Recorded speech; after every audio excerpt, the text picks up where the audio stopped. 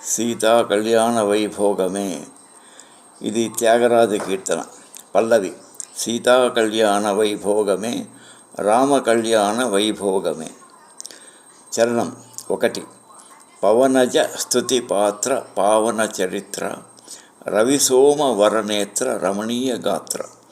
పవనజ స్తుతి పాత్ర. పవనజుడు అంటే వాయునందనుడు ఆంజనేయ స్వామి. ఆంజనేయ స్వామి యొక్క స్తుతికి స్తోత్రమునకు పాత్రమైన వాడు అంటే ఆంజనేయుని చేత స్తుతింపబడినటువంటి వాడు.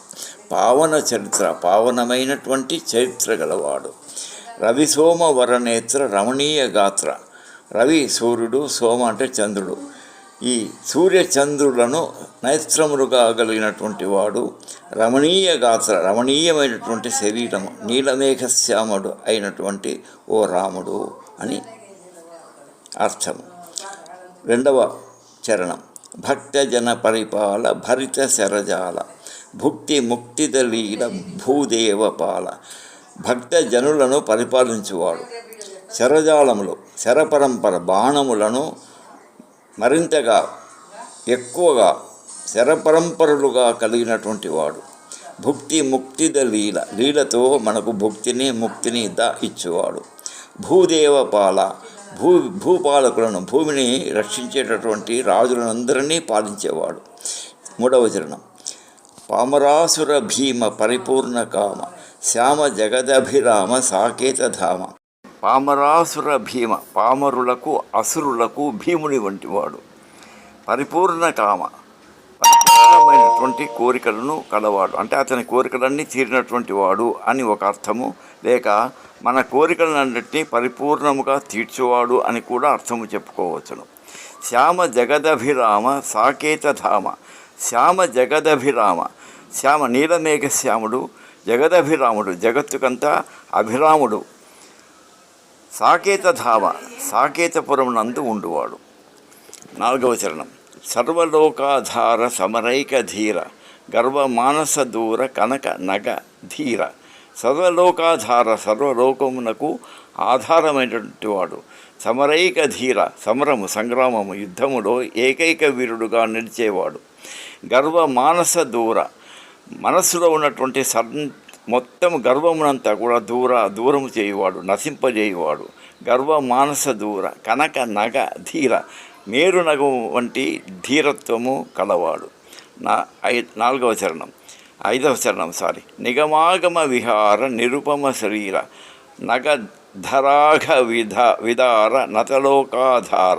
నిగమాగమ విహార, నిగమాగమములు అంటే వేదాంతములందు విహరించేవాడు. నిరుపమ శరీర, నిరుపమానమైనటువంటి శరీరం కలవాడు. నగధరాఘ విదార, భూప్రపంచములో కొండల వంటి, నగం అంటే కొండ వంటి అఘమును పాపమును కూడా విదారము నశింపజేయువాడు.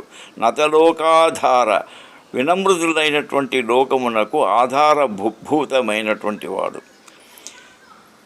6వది. పరమేశనుత గీత భవ జలది పోత. పరమేశనుత గీత భవ జలది పోత, తరణికుల సంజాత త్యాగరాజనుత. పరమేశనుత గీత, పరమేశ్వరుని చేత స్తోత్రం చేయబడిన గీతములు కలవాడు. భవ జలది పోత, భవము సంసారం అనేటువంటి ఈ సముద్రమునకు పోత, మనను దాటించేవాడు. తరణికుల సంజాత, తరణి అంటే సూర్యుడు, తరణికులము సూర్యవంశము, తరణికుల సంజాత సూర్యవంశమునందు పుట్టినటువంటి వాడు ఈ శ్రీరాముడు. ఇతను త్యాగరాజనుతుడు, త్యాగరాజుని చేత నుతింపబడినటువంటి వాడు, స్తోత్రము చేయబడినటువంటి వాడు.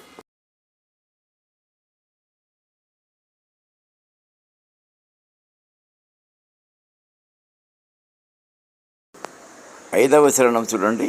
నిగమాగమ విహార నిరుపమ శరీర, నగధరాఘ విదార నతలోకాధార. ఇంతకుముందు చెప్పినది నగధర అఘ.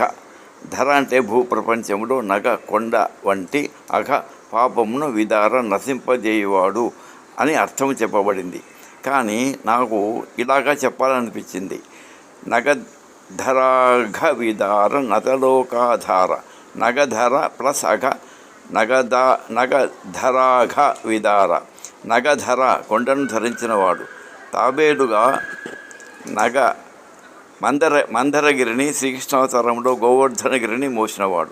నగధరుడైన ఓ రామ, అఘ పాపమును విదార పోగొట్టువాడని కూడా అర్థము చెప్పాలనిపించింది.